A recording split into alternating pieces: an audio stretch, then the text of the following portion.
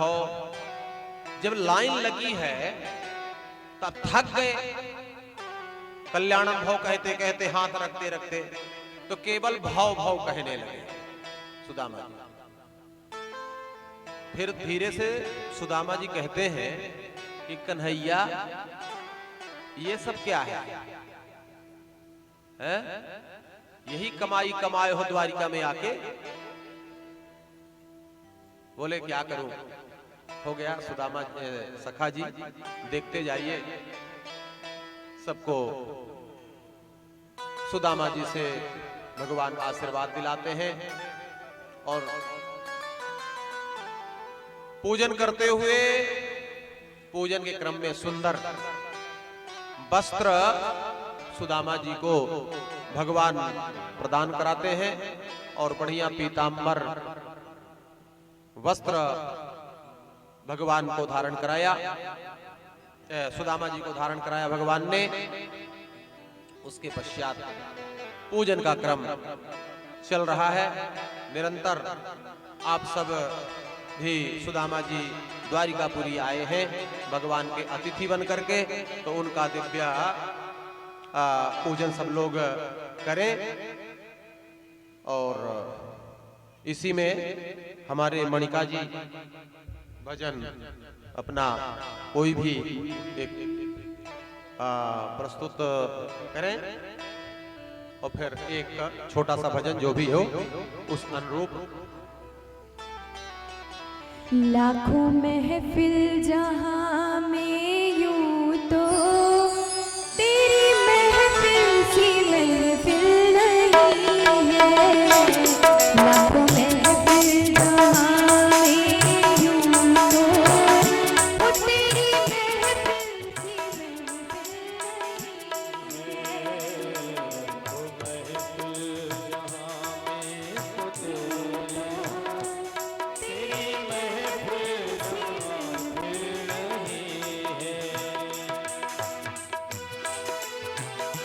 बड़े भाव और ताली की सेवा करते हुए, और इधर हम आप सबके बीच में सुदामा जी की झांकी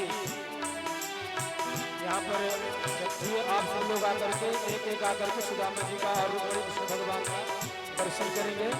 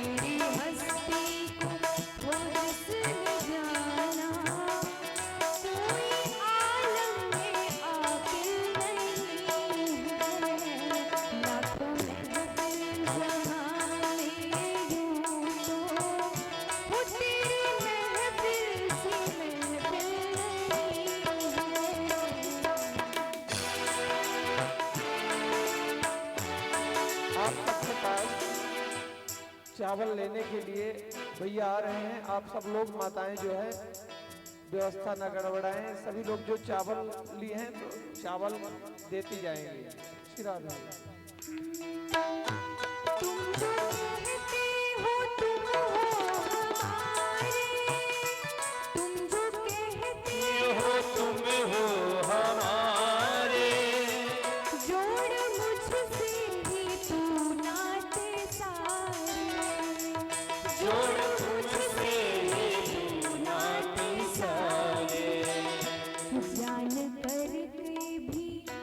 जान कर भी जो ना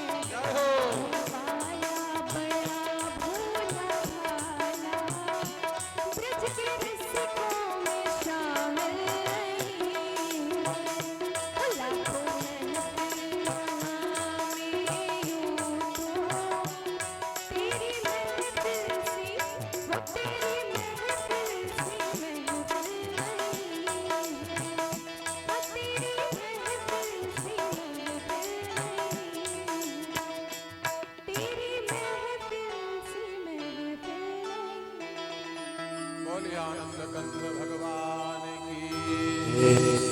सुदामा जी का भगवान के स्वप्न द्वारिकापुरी में स्वागत करते हैं।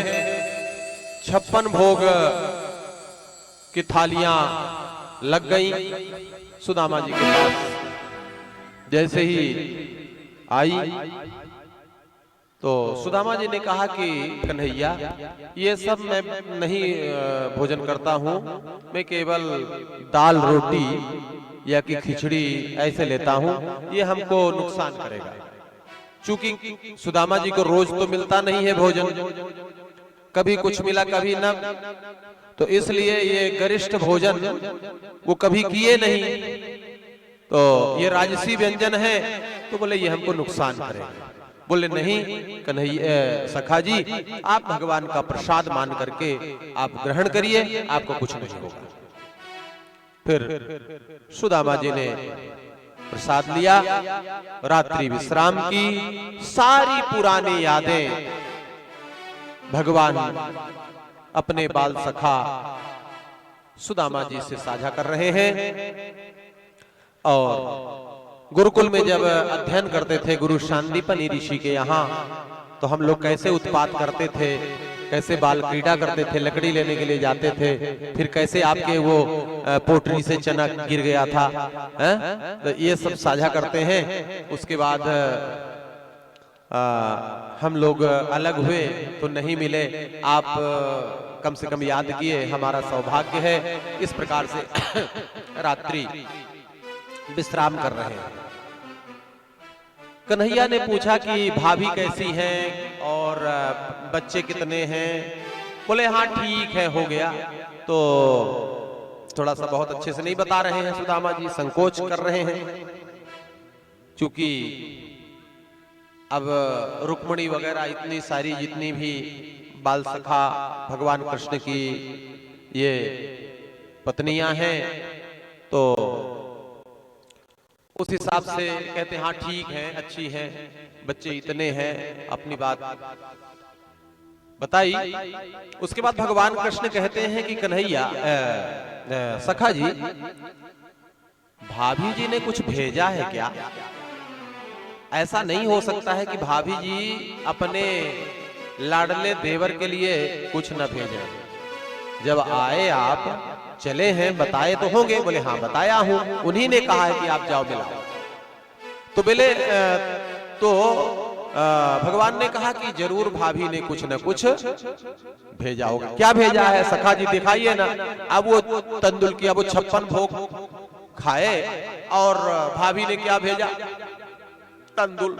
अब वो तंदुल भी, तंदुल माने चावल, चावल माने एक घर का तो था नहीं, कई घर का था, तो कई प्रकार का था, तो कैसे बताएं? बोले अरे हो गया, क्या भेजेंगे, तो उसको संकोच कर रहे, थोड़ा छिपा रहे थे। भगवान केशव ने कहा कि सखा जी आपकी पुरानी आदत नहीं गई ये लुकाने छिपाने वाली, इसको छोड़िए, दीजिए। पोटरी को खींच करके खोला और उसमें बढ़िया तंदुल था, उसको भगवान ने एक बार लिया।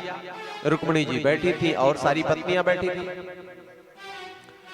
दूसरी बार लिया और जैसे ही तीसरी बार उठाने लगे, रुक्मिणी जी ने कहा कि प्रभु इनके तो एक ही पत्नी है, आपकी इतनी सारी पत्नियां हैं, तो इनके लिए कुछ बचाइए।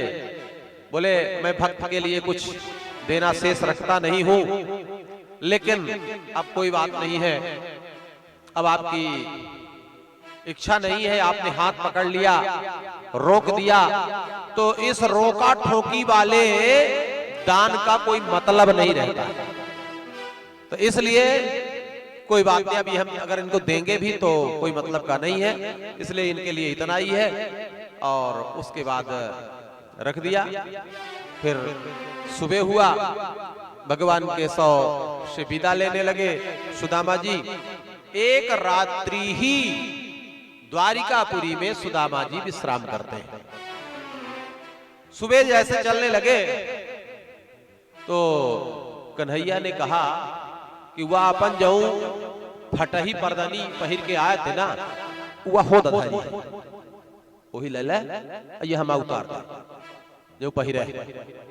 निकही रेशमी ये उतार के धरम अपन ले ले अपन पहिर के जाए चाहिए, ये तो हमें बदला खातिर दिए रहे हैं?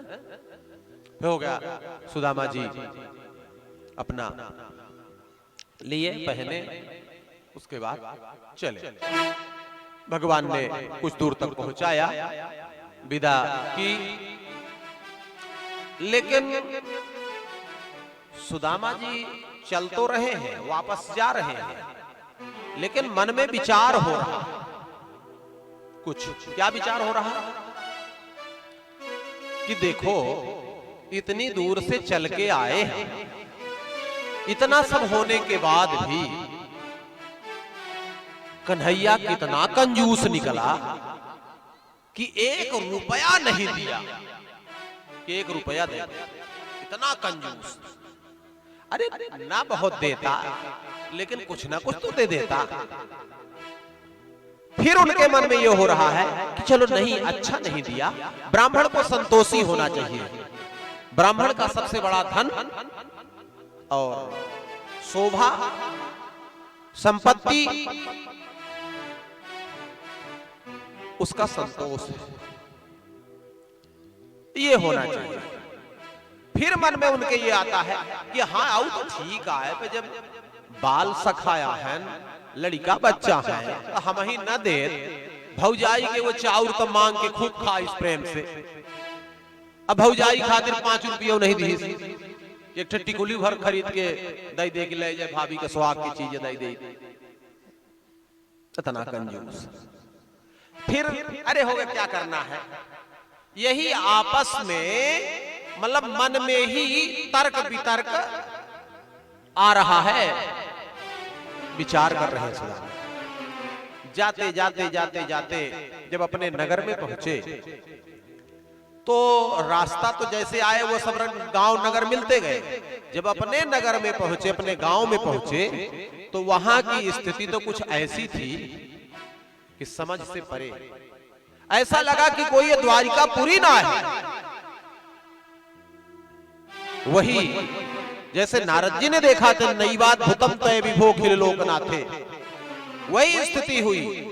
सुदामा जी ने सोचा कि ये कौन सा नगर ये बन गया भाई, ये कोई ऐसा कोई धाम जैसे लग रहा है, कोई पुरी जैसे लग रहा है। किसी ने पूछा भाई आप कौन हैं? बोले हम तो सुदामा ब्राह्मण हैं, लेकिन ये गांव कौन सा है? बोले ये तो सुदामापुरी है। बोले सुदामापुरी? बोले हाँ। बोले कौन सुदामा? बोले एक सुदामा है, वो द्वारिकापुरी गए हैं भगवान के पास, भगवान की कृपा हुई है। तो ऐसे सुदामा जी को सुंदर भगवान की कृपा से सुदामापुरी तैयार हो। बोले सुदामापुरी, द्वारिकापुरी तो मैं ही गया था, हो सकता और कोई दूसरा ब्राह्मण हो और कोई गया हो। फिर उस गांव के अंदर महल के समीप पहुंचे, द्वारपाल बैठा था। बोले भाई ये किसका घर है? बोले सुदामा जी का है। बोले उनकी ब्राह्मणी?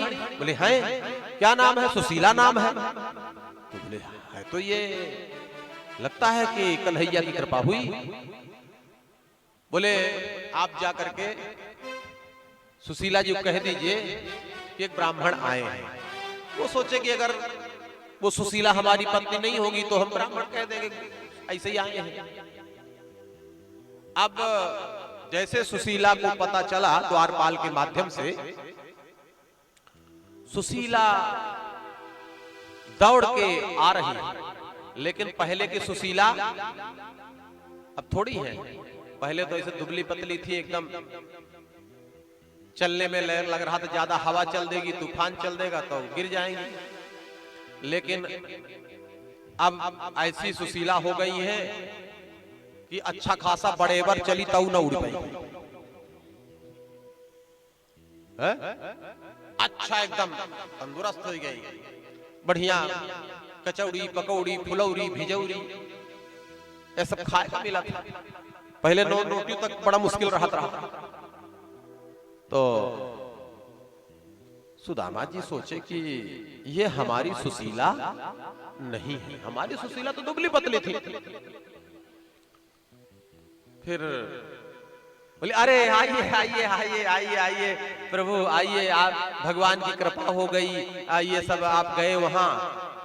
तो सुदामा जी सोचे कि ये लगता है कोई दूसरे होंगे या ये दूसरे किसी को समझ रही हैं, क्या है। बोले हम सुशीला, बोले हाँ हम ही सुशीला हैं, थोड़ा माल टाल हो गया, खाए पिएगा तो थोड़ा सा अच्छा हो गया। फिर सुदामा जी को ले गए, स्नान स्नान किए, निवास करने लगे अपने उस महल में सुशीला के साथ। सुशीला को तो अंतर पड़ा, ऐश्वर्य की जो प्राप्ति हुई तो उनको असर पड़ा, लेकिन सुदामा जी को कोई असर नहीं पड़ा। जिस प्रकार से पहले वो भगवान का भजन कीर्तन दिनचर्या उनकी थी, उसी प्रकार से रहा करती है। निरंतर भगवान का चिंतन करते हैं, लेकिन ये असर सुशीला में पड़ा। सुशीला एकदम अपने ऐश्वर्य धन वैभव में एकदम सुख की अनुभूति कर रही है, लेकिन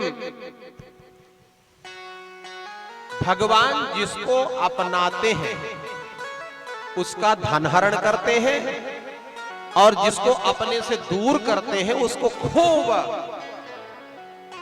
धन संपदा दे देते हैं। ऐसे बिरले लोग ही होते हैं कि धन संपदा को पाकर के दिग्भ्रमित ना हो। वही नहीं होते जिनके ऊपर भगवान की कृपा होती है और महापुरुषों की छत्र छाया हुआ करती है। और नहीं तो बिगड़ने में, भटकने में समय नहीं लगता। तो सुदामा जी इस प्रकार से रहा करते, ऐश्वर्य की प्राप्ति भगवान की कृपा से हो गई, और वो जो प्रायश्चित था चना खाने का, भाई का हिस्सा हड़पने का, वो भगवान की कृपा से समाप्त। उसके बाद भागवत में और बहुत सारे आख्यान हैं। विस्तार से उन आख्यानों पर प्रकाश डालना संभव नहीं है। 7 दिन में भागवत की अमृतमय दिव्य कथा का विस्तार से वर्णन किया जाना कदापि संभव नहीं है। इसको पर्याप्त समय, कम से कम 1 महीने का समय हो और निरंतर 4-5 घंटे कथा चले तो विस्तार से भगवान के उन आख्यानों में प्रकाश डाला जा सकता है। वो भी 1 महीने में नहीं, लेकिन 1 महीने में प्रयास किया जा सकता है। और 7 दिन के इस छोटे अवधि में सुखदेव जी जैसे वक्ता हो और परीक्षित जैसे श्रोता हो, उन्हीं को यह समझाई जा सकती है कथा।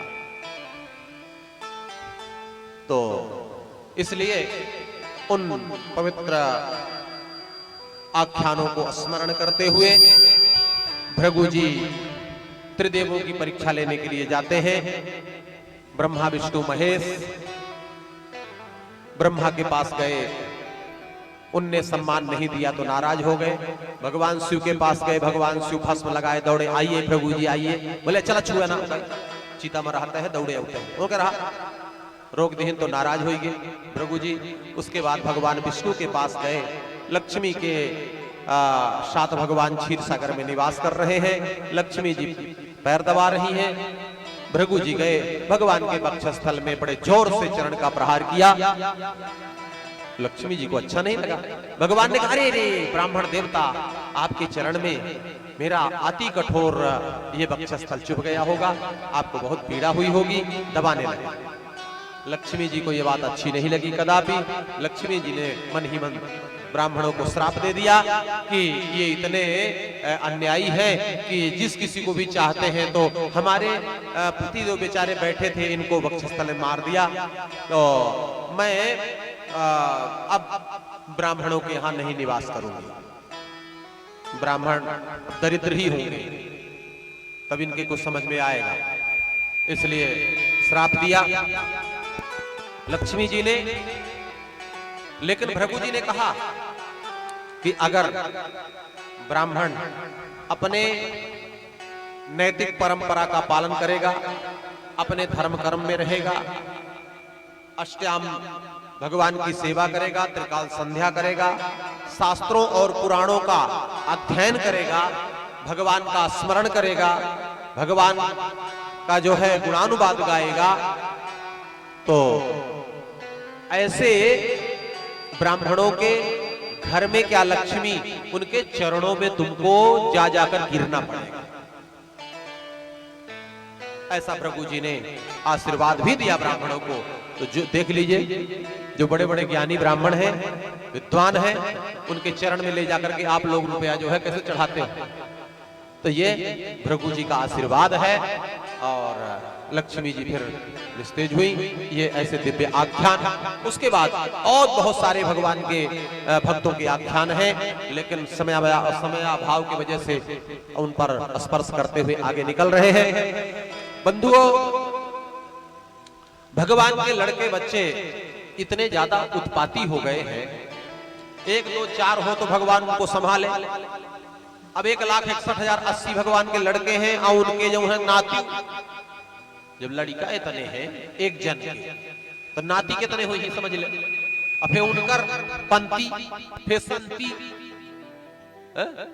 तो अब भगवान सबको समझाते हैं अपने लड़के बच्चों को, तुम लोग जो है ध्यान रखना, ये जो कुछ भी हमको मिला है ये सब संतों की कृपा से मिला है, गुरुजनों के आशीर्वाद से मिला है। कभी भी इनका अपमान अपराध ना हो, ये ध्यान रखना, नहीं ये सब नष्ट हो जाएगा, किसी काम का ना रह जाएगा तुम्हारा। ये संत साक्षात नारायण के प्रतिमूर्ति हैं, इनका आशीर्वाद मिला तो दिन दूना रात चौगुनी हो जाएगी, और नहीं तो जो कुछ भी ये वैभव वगैरह है ना जो दिख रहे हो तो ये सब नष्ट हो जाएगा। इसलिए कभी भी ब्राह्मणों का, संतों का सम्मान करना, इनका सत्कार करना, कभी भी धोखे से भी इनका अपमान जाने अनजाने में भी ना हो, ऐसा भगवान इनको समझाया करते हैं। लेकिन उनको ये घमंड था कि हमारे पिताजी द्वारिकाधीश हैं, हमारे पिता द्वारिकाधीश हैं, इनको जिनकी रक्षा सुदर्शन चक्र करता है, हमारा लोगों को कौन क्या बिगाड़ सकता है।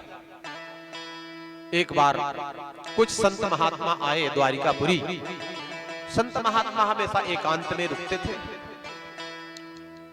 जैसे हमारे आरटीओ बाबा हैं, तो उनको कहा गया कि आप उनके यहां रुक जाइए, उनके यहां रुक जाइए। उनने कहा कि हमको यहाँ किसी के यहाँ नहीं रुकना, हमको एकांत में। तो ये सरपंच पुष्पेंद्र तिवारी जी का एक ट्यूबवेल का घर था, एकांत, वहां ना रास्ता है ठीक से, गाड़ी मोटर न जाएगा, पर केवल जल की अच्छी व्यवस्था है और एकांत है। तो उनने कहा कि यहां हम रहेंगे। तो अब वहां रहते हैं तो वहां रिद्धि सिद्धि बरसती है। अब बल्कि रास्ता नहीं तो वहीं दोपहर प्रसाद मैं भी लेता हूं। बोले महाराज यहाँ लीजिए। आप पहले तो यहाँ लेता था, फिर जब वहां लेने लगा तो संतों का प्रसाद है, अब कहना ही क्या। तब रोज मैं खुद पूछ कर, महाराज जी प्रसाद बन गया? बोले हाँ हाँ बन गया, आइए। तो फिर पहुंच जाता। तो कहने का मतलब यह है कि संत हमेशा एकांत में निवास करते हैं। और ये हनुमानगढ़ी के नागा संप्रदाय के हैं। तब संत हैं, लेकिन फिर आगे का लगा है नागा। तो नागौ नीक तहये है तो फिर नागौ, इसे बचियों के रहे हिसाबे से बातचीत, हिसाबे से सब कुछ, नहीं फिर नागा यही नीक भी है। नीक तो ऐसे हैं कि इनके विषय में पुष्पेंद्र जी से ही पूछिएगा तो ज्यादा बताएंगे। हमारी बात आप थोड़ा सा ये मानेंगे कि महाराज जी चापलूसिया करा था। आपके गांव के सरपंच हैं वो, उनसे पूछेंगे तो वो बताएंगे सब विस्तार से।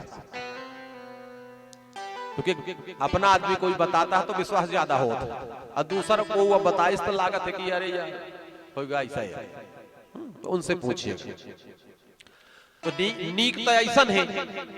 अब फिर नागा संप्रदाय के यहाँ तो बोले आनंद कंद भगवान की।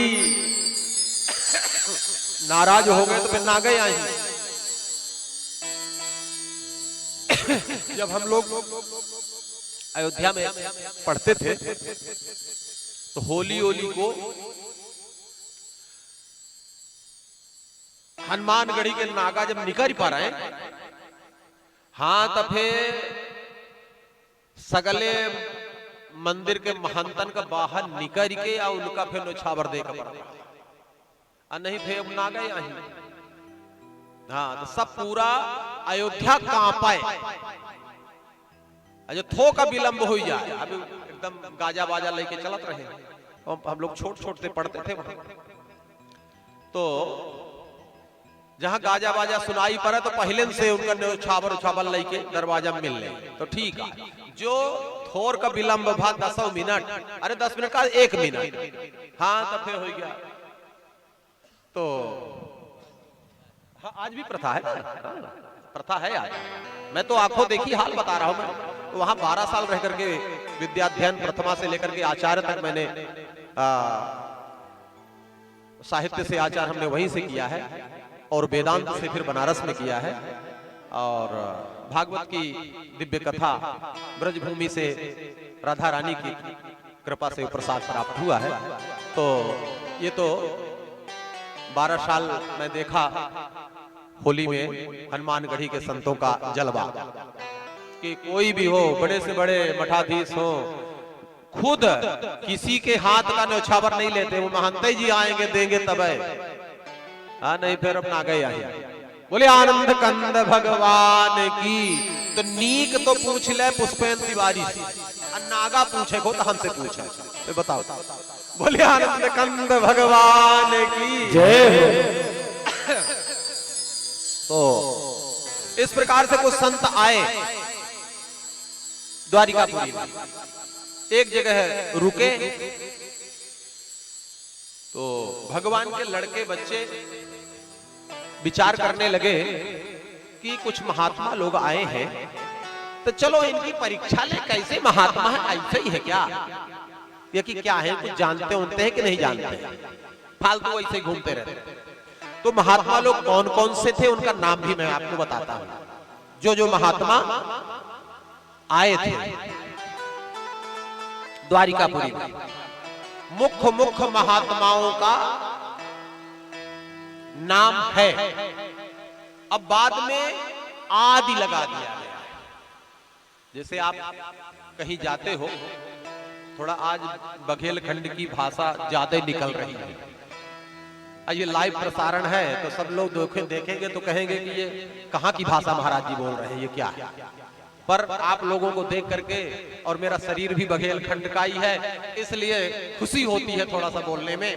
पर ये लाइव जो है प्रसारण ये है बेड़ी बांधे हुए हैं, पर उसको भी थोड़ा सा हिला डुला कर अपना काम चला रहे हैं। बोले आनंद कंद भगवान की। तो इसमें लिखा है, जैसे आप लोग कहते हो ना कि हमारे यहाँ फलाने हरे आए हैं, तो जो महत्वपूर्ण व्यक्ति है उसका आप नाम ले लेते हो। हरे में थे आओ उनके साथ बहुत सारे लोग हैं?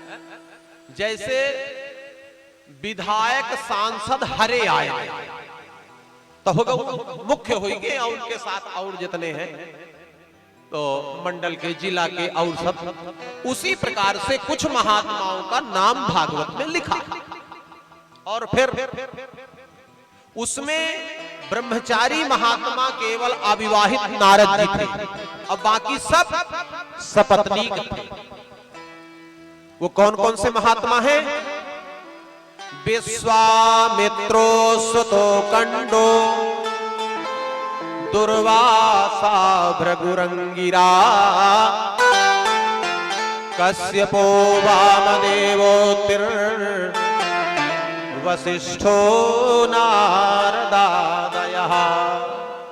विश्वामित्र, असित, कांडव, विश्वामित्रो सुतो कांडो, दुर्वासा, भृगु, अंगिरा, कश्यपो, वामदेवोतिर, वशिष्ठो नारदादयः, नारद वगैरह, अंतिम में नारदादयः। तो इसमें ब्रह्मचारी महात्मा केवल नारद जी हैं, बाकी सब सपत्नी का सदगृहस्थ, सबके लड़के बच्चे हैं। तो ये सब महात्मा आए। अब भगवान के लड़के बच्चे आए और उनने विचार किया कि इन महात्माओं की परीक्षा ली। तो क्या किए? तेवे सयित्वा स्त्रीवेशई सांबम जाम्बती सुतम। जामवंती का एक लड़का था जिसका नाम था सांब। सांब को स्त्री का वेश धारण करा दिया और ओके पेटे में बांध दीन का करहिया। का बांध दीन महाराज जी? हाँ, कड़ाही बांध दी और ऊपर से कपड़ा लपेट दिया और ले गए उसको आगे करके महात्मा जी लोगों के पास। बोले गुरुजी, ये हमारी भाभी है, ये गर्भवती है, संकोच कर रही हैं कि महाराज जी से कैसे पूछूं, तो का होई, लड़का होई की बिटिया? तो मैं दुर्वासा जी रहा है तो कहीं हम बताई का होई। आवे कहीं ने एक न लड़का होई न बिटिया होई, कहीं का होई, एक होई मूसर। या मूसर तोहरे वंश के नाश के कारण बनी। जा ले जा मूसर। इस प्रकार से श्राप दे दिया। अब हो गई, ये लड़के बच्चे सब घबराए, अल्लाह के गए उसको सांब को एक जगह खोदे, मतलब खोले उसे कड़ाही उड़ाही को वो करके, तो एक लोहे का मूसल गिरा। अब और घबराए, अब क्या करें? राजा उग्रसेन से मिलके और उस मूसल को पिसवा करके समुद्र में डलवा दिया। न रहेगी बांस न बाजेगी बांसुरी। अब उस मूसल के कण को एक मछली ने खा लिया और बहुत सारा वो जो है उसका जो कण है आगे समुद्र के किनारे जाकर के लगा और वो घास के रूप में बड़ी बड़ी घास उगाई। हो गया, ये बात पुरानी हो गई। अब सब सोचे कि चलो वो बात खत्म हो गई। भगवान श्री कृष्ण के पास अब दूत आते हैं, देवता लोग। किस लिए आते हैं?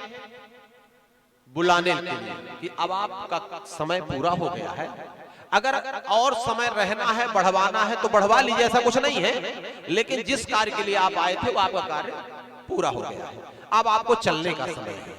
अगर रहने की इच्छा हो तो बताइए, ऐसा कुछ नहीं है, लेकिन समय आपका पूरा हो गया। मतलब वो काला ही टाइप का है। तो भगवान से कहते, भगवान ने कहा कोई बात नहीं, स्तुति करता है कि नतास्मते नाथ पदारविंदम बुद्धेन्द्रिय प्राण मनोवचोभिः यच्चिन्त्यतेऽन्तिर्हति भावयुक्तैः विमुक्षुभिः कर्मपयोरुपाशात् नतास्मते नाथ पदारविंदम बुद्धेन्द्रिय प्राण मनोवचोभिः। हे प्रभु, मैं आपके मन वचन कर्म से शरण में हूं, निवेदन कर रहा हूं कि आपका समय पूरा हो गया है, अब आप चलने की तैयारी करिए। बोले कोई बात नहीं है, आप जाइए, मैं यहाँ की व्यवस्था बना करके और फिर आता। ऐसा कह करके भगवान ने विदा किया। उसके बाद दत्तात्रेय के 24 गुरुओं का दिव्य वर्णन है। पृथ्वी से लेकर के कबूतर इत्यादि 8 गुरुओं का, अजगर से लेकर के पिंगला दासी तक 9 गुरुओं के दिव्य कथा का वर्णन, और कुकुर से लेकर के भृंगी तक के गुरुओं का दिव्य आख्यान। इस प्रकार से कुमारी कन्या से लेकर के वेश्या तक के दिव्य गुणों को लिया।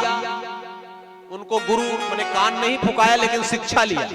इस प्रकार से 24 गुरुओं का दिव्य वर्णन श्रीमद् भागवत महापुराण में है और भगवान के नाम की महिमा का विस्तार से जो है श्रीमद् भागवत महापुराण में किया गया है। भगवान का नाम कैसा है, भगवान का नाम क्या क्या कर सकता है, उसका विस्तार से वर्णन यहाँ किया गया है। सुखदेव जी राजा परीक्षित से करते हैं तो उस भगवान के नाम के दिव्य महिमा का थोड़ा भजन। नाम है तेरा तारणहारा, कब तेरा दर्शन होगा,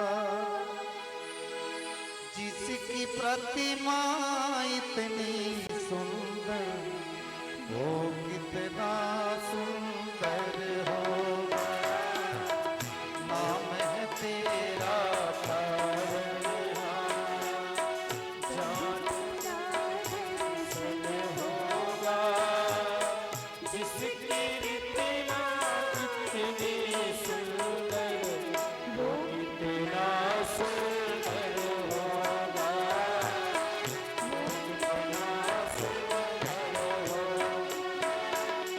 तुमने तारे लाखों प्राण, यह संतों की वाणी है, तेरी छवि पर मेरे भगवन ये दुनिया दीवानी है।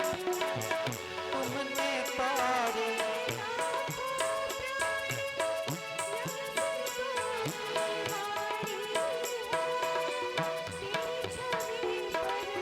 मेरे भगवन ये दुनिया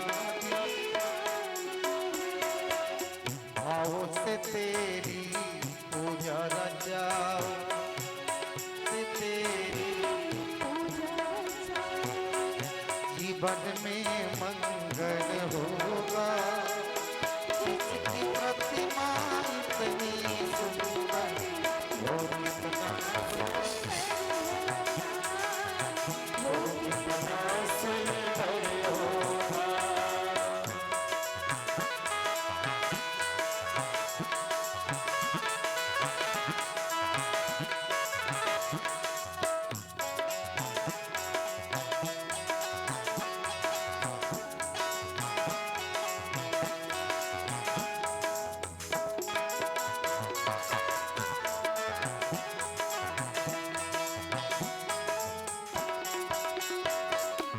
सुरवर मुनिवर जिनके चरण निस दिन शीश झुकाते हैं, जो गाते हैं प्रभु की महिमा, वो सब कुछ पा जाते हैं।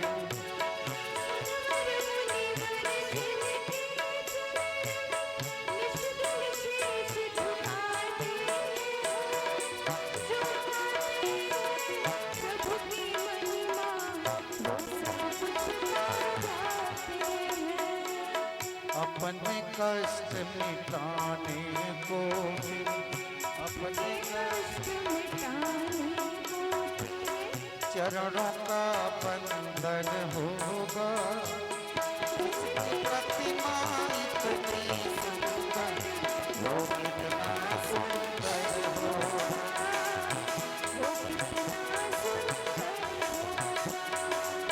नाम है तेरा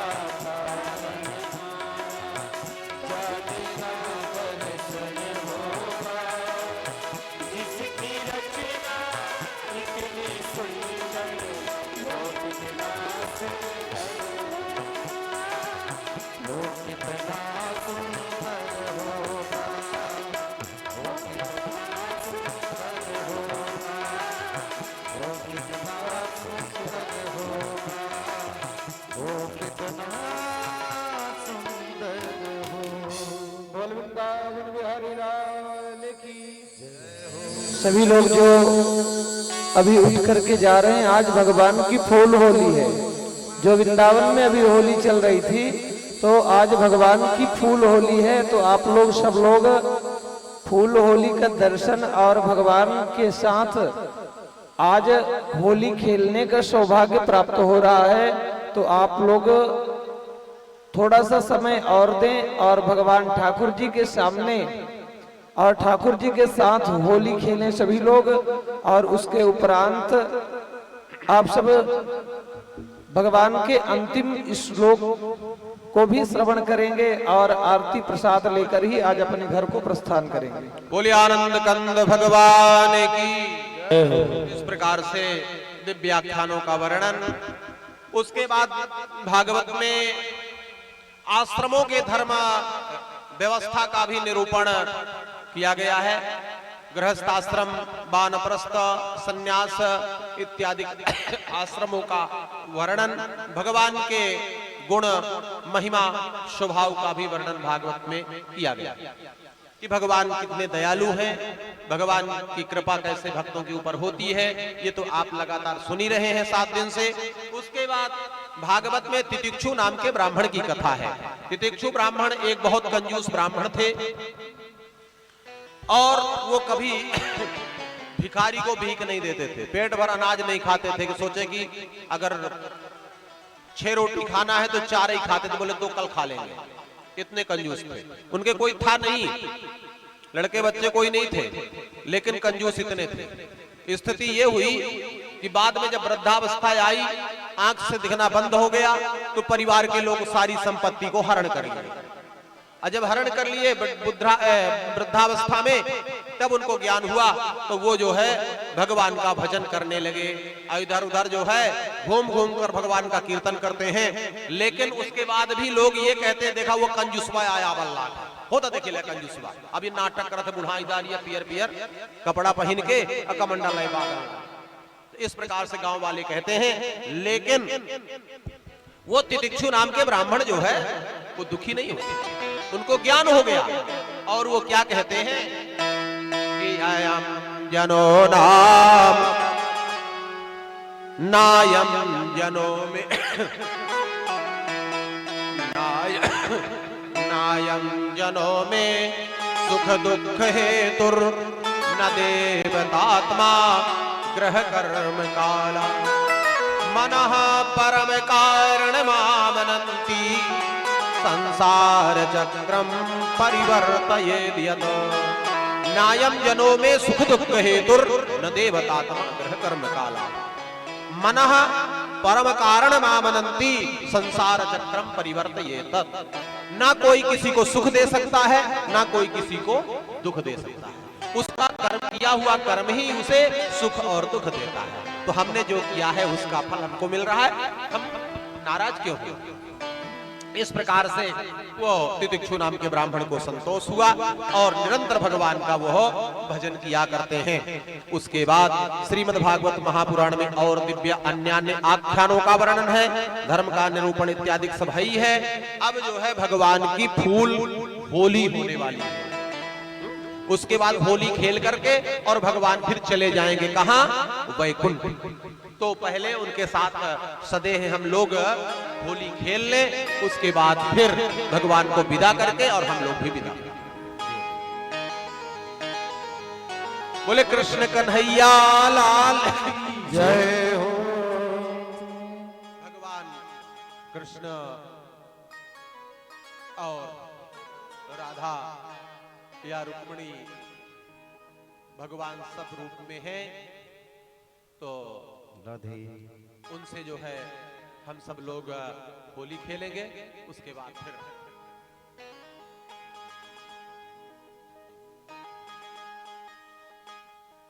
देखिए, ये नहीं समझिएगा कि हम ग्राम खैरा में होली खेल रहे हैं। ये समझिए, ये भाव रखिए कि हम वृंदावन से होली खेल रहे हैं, बरसाने की होली यहाँ हो रही है। तो इसलिए तालियों की सेवा करते हुए और गाएंगे भी।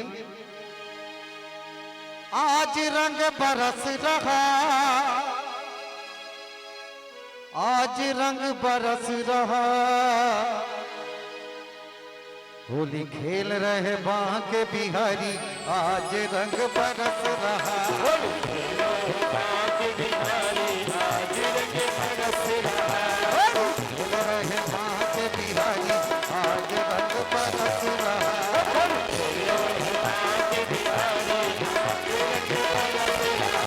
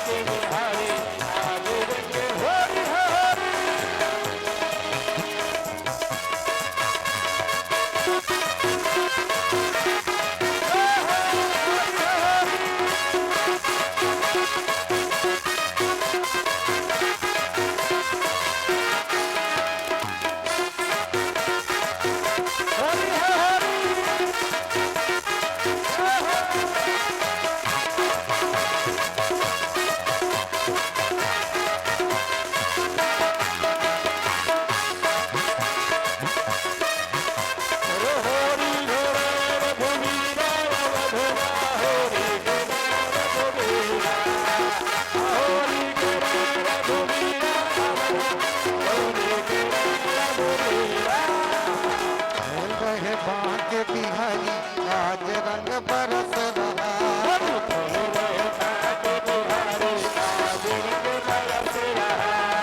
अबीर गुलाल के बादल छाए